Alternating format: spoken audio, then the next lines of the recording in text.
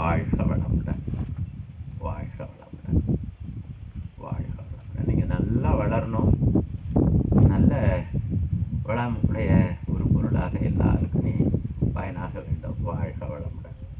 அருட்பேராற்றல் உனக்கு எப்பொழுதுமே உறுதுணையாக பாதுகாப்பாக அமையட்டு. நீ நல்ல வளர்ச்சி பெறுவீராக.